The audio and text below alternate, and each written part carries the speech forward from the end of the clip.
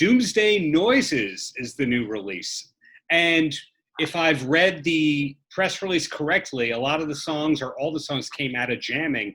But when does it come from, we're going to make some new music, to actually have an EP? How long did that take? A few months. I mean, you know, we basically just set out with an agenda that we want to go in and track some stuff, and we work fast. I mean, usually within a matter of 10, 15 minutes, we'll have something solid worked up, you know, once we get on an idea. And then we try to finish it pretty quick because, you know, things get stale. You forget why you did it. You lose the moment. You lose inspiration. And then also you don't know what things may come about in life that may keep you away from the recording studio for a bit, like viruses and so on and so forth. Outright, does everyone or anyone have a favorite song on the EP? The one that you go, well, you haven't heard us before, but this is the song that you need to hear first? I'd say for me, it's a tie between Read 'Em and Rude Awakenings, which is the first track. I love those two a lot. Dave? I think of the four that are out right now, you're talking about? Yeah. The ones out, yeah. I really like Bad Blood a lot, like that. Oh, that one's not released yet. Oh, okay. Because I just... Exclusive. I think Read 'Em the Rights is probably my favorite. If I had to pick one, just because, oh, sorry, pets. Yeah, I love the way that one's very, everything about it, you know, the message, the music, it all kind of, the way it all meets up there. I think the dogs like it too. It's Dolly. And yourself there, because I've got two hot takes on what the best song is. I want the third. Yours. Mine, actually, it's probably Rude Awakenings. I just like the lyrics. I like the woohoos, that Stonesy sort of thing, but it's got a punk quality to it, so a little Clash in there. I like them all though. I mean, you know, they all have they're like children. They all have their special place in my heart, so to speak. You know, especially lyrically, it's like I know, you know, where they were coming from, at least in my head. But like Read 'Em the Rights. You know, that one, they're all actually, a lot of them have a similar start. But I remember I was just sort of noodling on something, and Dave just sort of started going pack, and then everyone jumped in. I mean, I think we put that together in what, like 15, 20 minutes, maybe a half hour, you know?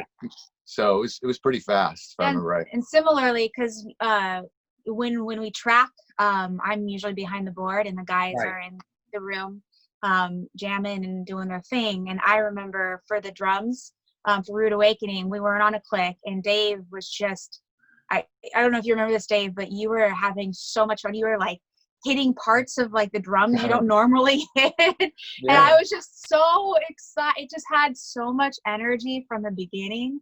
And I just loved the chaos. It was like this thing that was about to fall apart, but never did. It was pretty awesome. Yeah. I don't remember that at all. That's cool. Yeah. Well, that was actually something I was going to ask later on. Having an engineer in the band, do you actually track your keyboards after everybody else? Like, is that the last thing that goes on? It usually is, because, you know, I think a lot of the inspiration is from the guitars, you know, because that's where that's the original instrument. And then a lot of times once the basic melodies are figured out, I mean, it's not always, but the keys are coming in to complement whatever the vocal melody or the guitar melodies are. Yeah. And you're one of these bands where, of course, the music's great, but everyone in the band kind of has to have parentheses next to their name. You know, when you're reading the bio, it says their credits and what they did before this. So a lot of people, the first time they heard about the band, went, "Oh, all-star band." Is that a thing that you like, that a lot of people first peg you that as a super group or an all-star band? I don't know that we really think about it that way. Dave, maybe you take that one up. No, I don't think so. I mean, it's just, I'm so used to like playing in bands and people want to know what bands you've played in, sort of thing. But for me, I mean, it was so long ago. That, I've always been like, I mean, I'm very proud of you know, what I've done musically and all that, but I really just kind of go with where I am right now, you know. And we've it's just like we've put in so much work in this band. Right. You know, somebody was asking me about, because the song's doing well and they like the music and everything, and I'm like, you know, like, is that cool? And I said, actually, it's so cool because the amount of work that we've put in, you know, seeing it pay off is like, it's so exciting because we never let up. And if anything, we worked harder. You know what I mean? Yeah. Like we Yeah, worked well said. friggin' hard, and we go in the studio, and that's the beauty of them having a studio. Like you're saying, I was playing on different whatever, you know, I have complete freedom to do anything, and if it totally sucks, it doesn't matter because we can just go you know, try something else. And I've never had the luxury. I mean, I have a home studio here, but I don't have a studio like they have a studio. They have a studio like, you know, they could charge $2,000 a day, and you know what I mean, that kind of like a real studio. So it's nice to be in an environment like that and just do whatever we want, really. It's well said on that, and Dave, and all points, and especially to me on the hard work. We paid our dues. We paid our dues after already having paid our dues. You know, it was like a second time around, maybe like a third marriage. You know, and sometimes, frankly, emotionally, that's tough because you're like, wait a minute, I played this club 10 years ago, you know, and I'm still lugging my amp here. Now, mind you, we'd all had a lot of success at different times with the bands on the way, but it's not easy, and you know, and then to start now really starting to see some success. People are jumping on from, you know, every angle. It's really rewarding. And then for me, especially because it's especially rewarding because musically we're really coming together now. It's you can see that all the time we spent together, the natural chemistry we have, but then the history that's built up with that I think that gives us all, you know, a lot of freedom to try things, to just be comfortable, and you know that you're not really under the spotlight, but you not forget the rest of the world, but with your own band members, which happens a lot. It's like we just go, and someone has an idea. Dave will sometimes, you'd be like, hey Peter, can you play that part? You know, you were just doing that. Can you do that more, or do that a little less? You know, and I'll be like, oh great, and I like that for me because it's like it's input, and I know we all do that with each other. So it's like a family, and it's fun. I mean, which is what it's meant to be. It's fun, you know. And you mentioned except for her. The engineer in the band is always the one that you have to worry about because they're hearing things that other people are not hearing. And you guys do have great, interesting tones and effects in your music. But before I ask about that, before you said that a lot of the songs have come together in 10 or 15 minute blips of genius, does that mean that there's so much more material that's been written than has actually come out or slated to come out? We've got a lot of material. We've got a lot. You know, Dave said, he's like, I like such and such song. We haven't released the end. It's a really good song. Yeah, we have a lot of material. And we're going back into the studio in a week where Brina and I, 20 minutes before this, we're singing vocal on another song that we cut, you know, at the end of last year among a batch of songs. So, yeah. Wow. So before we started recording, we were talking a little bit about COVID-19 and the pandemic and what people are up to, but it sounds like you guys haven't slowed down one bit. Well, I think the touring aspect of everyone's lives, you know, has affected each person in slightly differently. Like you have maybe Dave and Adam touring a little bit more with their projects than we are. So I think that aspect. Or less, you mean? Well, previous to COVID, touring more. And so I think, you know, it's affected our lives differently. But as far as, I mean, Dave, you've been tracking drums in your studio, right? For people remotely? Yeah, I've done, I mean, we did a song. Did you tell Darren about? The quarantine. The quarantine, no. We did you hear Quarantined in California? That one I haven't heard yet. I haven't had the pleasure of, and I know what I'm going to be doing as soon as we clicked end all on this conversation. Oh, it's great. Yeah, go ahead. No, I was going to say, it's great. He's like, hey, I got this little ditty idea, you know, and he sent it over here. And I think it was like an acoustic vocal and a click track. And I put drums on, just a real simple drum track. And then he sent it to, I think Adam got it, and then it made its way to Kevin Holland, where he put, you know, all the finishing touches of all the guitar stuff. And it's amazing. And it's a video also. Pete's like, hey, film yourself. Well, I'd never done that before. So I like, you know, turned on my iPad and just sat down at the kit and played and hoped that it recorded it. And we all did that. It was really, it turned out great. I'm really proud of the way that turned out. And yeah. I was actually pleasantly surprised. I had this song idea, and I think I called up Dave first. I was like, I have this idea, you know. I was like, what do you think? He's like, send it over, you know. So I just banged it out on my acoustic and sent it over, and he's like, send me the tracks, you know. So I just put it in the Pro Tools, sent it to him, and next thing I know, you know, he's already gotten it to Adam. Adam's tracked the bass, and he sent it off to Kevin. I didn't play any guitars. That's all that guitar stuff is Kevin. I mean, in fairness, Dave got it launched, and Kevin finished it off, and then Brina and I, you know, Brina mixed it, and I sang the vocals. But that was all these guys. It was funny. I was like, whoa, shit, here we go. And that's unusual too, because we write our songs together. That was the rarity where I actually had sort of banged out the song. Now, speaking of Dave, the first time I ever heard Dave speak at length, I believe, was on the podcast, the I'd Hit That podcast about drummers, when he told his story. And that was, do you remember that one, Dave? Yes, I do. That was really cool. I like that guy a lot. He's a good guy, and it was a really good interview. It was great to hear your journey at length. But one thing I wasn't sure about is how you connected with Sons of Silver. Were you all friends for years and it was just an impromptu jam, or how did that come about? Adam Curry. We borrowed Pete's studio years ago to work on something we were doing for an afternoon. And then, so I'd known of Pete for a while, and I knew they had a band and everything, and I knew Pete was a really good songwriter and everything. But yeah, it was probably either late 2014. When did we get together? I think it was, like the end of 2014 when we first started playing. Yeah, we immediately got busy. Yeah, it was pretty quick. And then, but you remember you and Adam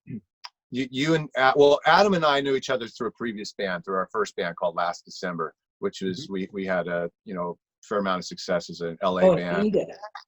And then so then that band, our band, parted ways, but Adam and I stayed close friends. We're all super close, but Adam and I have known each other for a long time, and so we stayed friends. I was producing a lot of stuff. He was always playing on it. I started doing some solo stuff. Brina was engineering it.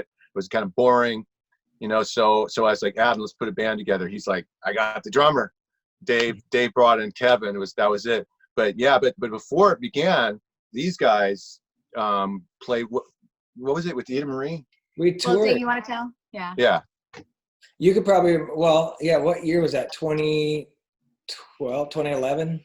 2012-ish, I think. Something like that. Yeah. Yeah. So Ida Maria, I don't know if you know who she is. Sure. Really talented. Records was that? I'm sorry?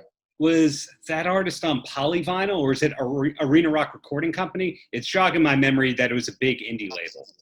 Yeah, it was on Universal. She was part of the Universal, one of their subsidiaries. When I worked with her, yeah. And then she, Jason Flom signed her. That's it. Later, before she went back to Norway, but that kind of didn't pan out because she had done a record called Bad Karma, which did really well for her. And he really liked that record. She didn't want to make another, carbon copy with it. So I think they clashed a little bit. But anyway, Ida's really talented. And Brina sang, and another female vocalist. Yeah, Samantha. A mutual friend kind of in the community. Yeah, we did the West Coast, which was an adventure because that's back when Ida was drinking. Yeah. She was amazing on stage. Oh I will say, God. she put on a show. Our first show we did in Silver Lake, she bit my arm. Did she really? They punched me. I don't remember, or slapped me or something. Oh yeah. I remember I went to the show you guys did at the Roxy, and I remember standing, we were all hanging out backstage before and after, but I remember standing off to the side of the stage taking pictures. And I was a musician. For me, that was the first time I ever saw you, Dave, play live, and it was the first time I had ever seen Brina on stage. But I remember watching it because it was a great show, and Ida's an amazing lead singer, really an amazing talent. Yeah. And I remember thinking, that's the band I want, and there were no preconceived notions at the time. Let's get to there, but but there was an energy, you know, and I still remember, because, you know, Dave, when you play, when you just get into it, you kind of sink you into it, you know, and it's kind of an old school vibe in the sense of like just that 60s drummer was not hitting too hard, but really charging, but then it's really rock at the same time. Yeah. It's just, and I was like, yeah, that's it. And Adam was bass too. So Yeah, it was Adam kind was of like the playing bass. core of the band before the core of the band was there. Yeah, it's pretty cool. Yeah, it is. That was a very kind of how things connected. Yeah. Yeah. All of us. We're reminiscing for you, Darren. Well, I just keep hearing over and over again of we actually like each other. We're good collaborators. We're responsible people. It's very refreshing, and you don't hear that from a lot of bands that are in their 20s where that's the case. The narrative when you're in your 20s is we want to be the biggest band in the world. And you guys, maybe you want to be the biggest band in the world, but you also want to be friends in the process of the whole thing. Yeah. Absolutely. It's so important. I mean, it feels like a family, you know, it just, Yeah. and it's, I think for all of us, it's important when you go on the road, you know, to have that same feel and just to be positive, you know, that no one's, everyone's kind of on the same page with how they take care of themselves, you know, how they live their lives on the road. And it just makes life a lot easier. And it just, you have great conversations, and yeah, it feels like a family. And then I think that translates into the studio where everyone just has a lot of trust and respect, and just it makes when you go in there jamming, everyone, whatever anyone throws into the hat, it's like, yeah, let's try that, you know. And Brina and Dave, you have interesting gigs where you do a lot of work remotely. Are you able to do the engineer work or the session drumming while you're on the road, or does everything have to go on hold once you're on the road? For me, it has to go on hold pretty much. I've never been out where there's a recording rig at all, which would be really cool. Actually, we should do that at some point. Maybe That's we good. get to, you know, Yeah, we it's should like do what that I next have, time. that Focusrite on wheels, you know what I mean, and That would be 8 cool. microphones. Boom. Yeah, I haven't done that yet. But I was going to say too about being in the studio and playing on the road. Like I really, before the pandemic hit, I was really in the mode of like, I'm going to kind of forego the other things I'd been doing the last, you know, few years. And I really want to focus on this band. And so I did that, and it's just great time. I'm so excited that things are going well for us now, because it's like, well, I hope so, because that's where I want to put all my time and energy. But the live thing, the studio thing, and the fact that the thing has grown so much, because I played with, you know, you might play with somebody for 4 or 5 years. There's not really a whole lot of growth.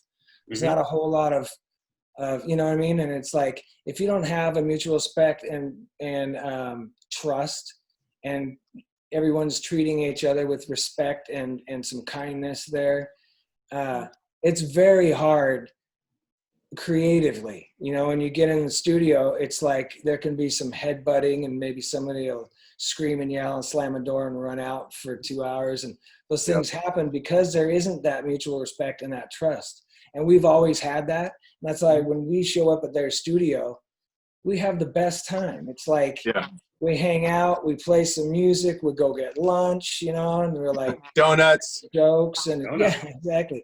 But it's an easy flow because there is that you know, mutual respect. And I wholeheartedly agree. It's a rare thing, so it's awesome. Yeah, I wish I could record, do projects while I was out of town. It would be amazing to do. But yeah, the other thing I wanted to mention, we're talking about doing things remotely. Dave Giles, yes, artist from the UK who we toured with. I just did a track with him a few days ago, and sounds great. He's so good, you know. He's so good. Voice and his song. I mean, I was just like, oh my god, dude, this song so friggin' good. Like, and his voice is so good, and he's got backups on there. And yeah, he's great. That track came out great. I'm so happy for you guys on that one. And Nick Parker. Yeah. Nick Parker, I worked with him remotely as well, and he does these things called Stranger Tunes, which you should check out. I saw one of them personally. Sorry, go.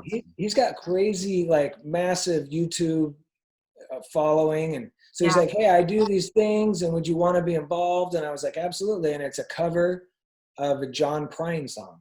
Oh, cool. And we did it completely different he really liked the way it came out, and I love it. I'm super proud of that. So yeah, Nick Parker. It's on YouTube. You can see it. But he gets people together that he hasn't had together, that he's like worked with this person over here and this person over there. And I knew him because we toured with Dave Giles and he was on that tour. Yeah. So yeah, I did it with everybody. There's like 4 or 5 people on that track, and none of us, we're all in different areas, locked down.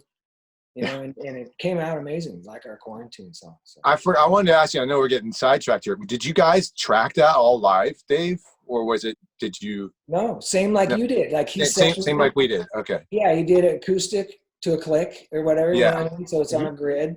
Because it looked like you actually did it live. That's why I was asking. Everybody's like, wow, that's so cool. How'd you do that live? Yeah, that's why I was like, wait a minute. He's so good. Like, yeah. Quarantine though thing does look live. I mean, we're cartoonish. Yeah. Treated. And we don't have the instruments. You guys actually had well, I guess Kevin, no, you would play. I wasn't. But I guess there wasn't playing an instrument or something. I don't know. But yeah, the way he put it together, because I literally I gave him like 2 videos and he edited it so because my dog walks in at the end. And my drums are set up, I don't know if you can see. So I have drums set up right here. Oh, yeah. Yeah. So I recorded my video part right there. Actually, Yeah. I did the drums there as well. It's the first thing I did in my dining room. But my dog walks in at the end and looks at me like, all right. Good timing. Yeah. I'm always super curious about the remote kind of stuff, because when I interview somebody like a Kenny Aronoff, I don't know if you know Kenny, but I'm sure you know who Kenny is. Yeah. That's a guy who's always working, and he's found a way to take everything virtual in kind of an appealing way. And then you'll speak to other people who just are grumpy about all the virtual and they miss the studio camaraderie. So when you speak to well-polished, seasoned musicians like yourselves, I like to get the hot take on that second hot take of the interview. Right on.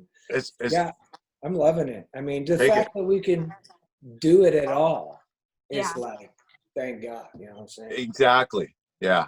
What Dave said was spot on. I mean, the fact that we can even do it, I mean, we're very thankful. I mean, if just for us, I mean, just to do the one song, the quarantine song over the last few months, it keeps you in the game. Yeah, we sit there and we have our group texts and stuff. But we did get together a couple weekends ago. Everyone came over. We had a little barbecue, but we weren't around each other for a few months, and we're used to spending a fair amount of time together. So it's just, I don't know, it keeps you connected, keeps you in the flow emotionally with the music, everything. So it's nice to be able to do that for sure. And I'm sure other artists all feel the same. Right. So is there anything that is concrete about your future? If I look at, say, the band Rat, I don't know why I thought about Rat, but I know they're playing drive-in concerts. And then there's other bands that are going, well, we just pushed back our summer tour to January and February. Do you guys have anything like that you know is ahead in the future? Not right now. No, we're looking at possibly doing a radio station tour. But that's just on the drawing boards right now. We may have some options to do some drive-in stuff. Again, that's just in the drawing boards, and we may have some options to do some college, pull up flatbed truck, for some college football games. But nothing is set in stone. Really the primary focus right now is aside from staying healthy, is getting this EP out to as many people as possible within the industry, within the audience, to really build up our fan base, because there are a lot of people who really like it. So now is actually we're a good time for that.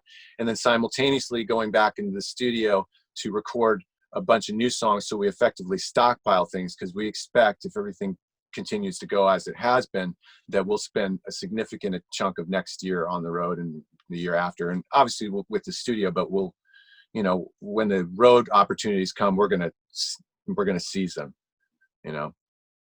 And on a totally different wavelength, any recommendations from each of you on TV or film that we should be checking out while we're all quarantined? I'll let you guys run with that one. Oh. Well, I have a list, but I can't remember it. I don't have it with me. Remember, I keep texting you guys. Like, you did have a good list. You texted me the Jeffrey Epstein one, but I'm scared on that one. I'm a political. I'm like a absolute political junkie. I mean, I just eat it up. But I haven't done that one. No, what was the other one? Oh, what was the Adam Sandler one? Uncut Gems. Yes, that one I checked out. And Spencer Confidential, I laughed my ass off. That's a Mark Wahlberg movie. Oh, yeah, okay. That would make sense. Was that a Netflix one? I think it's a Netflix movie. It's hilarious. It's like kind of an action movie, but like Adam Arkin or Alan, the older. Alan Arkin. Oh, he's great. Yeah. He's in it. He's funny. And Wahlberg cracks me up when he's doing comedy because he's always in serious movies. So he's hilarious in it. And they have great lines and like the premise, it's a very good movie, actually. I was pleasantly surprised. I'll check that one out. What's the name of that again? Spencer what? Spencer Confidential. Spencer Confidential. Yeah. All right. And then, there were a couple others that I actually texted you guys about. It was like, yeah, we're gonna have to look at we're using my phone right now. Otherwise, I jump on and look. Coen Brothers. I love everything the Coen Brothers do. Yeah, I agree. But the latest movie was like, dude, it's dark. Like heavy. Dark. It's just dark. Really? Oh, I like that. I mean, they're great. All their movies are great, but this it was a Ballad of Buster Scruggs. Oh yeah. Right. I remember. I didn't see that, but I remember that. Yeah. Brina and I don't watch a lot together. We watch some, but she has a really bad taste. I watch documentaries. So I have to say, documentaries. Yeah. No, what have you been watching? Some good stuff lately, though. Well, at the beginning of the pandemic, I love a lot of punk rock music. I mean, I love a lot of different kinds of music. Sure. But I had just finished reading actually a book that came out in the 90s I think it's called Please Kill Me. And it's an incredible. Yeah. Yeah. You've read it. I mean, it's so good and it's so creative. So that got me on a sort of momentum of watching different music documentaries.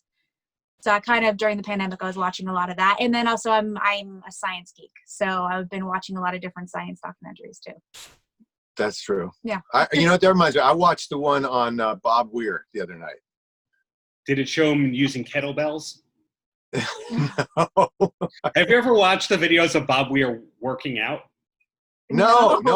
They did have a couple quick graphics of him doing his yoga and stuff like that. So he seems like he's in pretty good shape. Oh, he could kill any of us with his bare hands. So enjoy that and his influencer daughter and very complex guy, that Bob Weir. So being respectful of all of your time right here, I'll ask the closer, and that's any last words for the kids. Follow Sons of Silver, come to our shows, listen to our music, and tell your friends. Be good, but don't be too good. I don't know, you guys. I don't know. Dave's I'm pulling a blank. What'd you say, Dave? Did we lose his audio? I said I have kids and I'm always telling them something, but I don't know what it is. I said stay in school. That's a good idea. That's a good idea. Yeah. Respect your elders. A little hard right now, though. Respect your elders. Absolutely. And, I'm sorry, my gardener's here. I gotta shut my door. It's gonna get really loud, but I think that's, and keep an open mind. Yes. Don't just go with the flow. Don't just go with what your friends are doing or saying. Amen to that one. Yeah, I'd add to that. In these times right now, it seems there's a lot of pointing fingers at each other instead of listening. And I would say, with my heart, like, just try to listen to each other, because even if someone sees things differently, you might learn from them, or you might help each other grow. Yeah, be respectful of others too. Yeah. Be respectful. Listen. That's how we get better. Yeah. We all get better from listening to each other, poking each other a little bit, not too hard, but just a little bit like, hey, back and forth. It all gets better. The collective is much better than the individual in that sense to me. Well said. You guys have been so generous with your time. When this all blows over, hope to see you live in New York, but keep up the great work you're doing on all ends. Thanks, Darren. Thank you, Darren. Thanks for having me. us. Great to meet you. Paltrocast.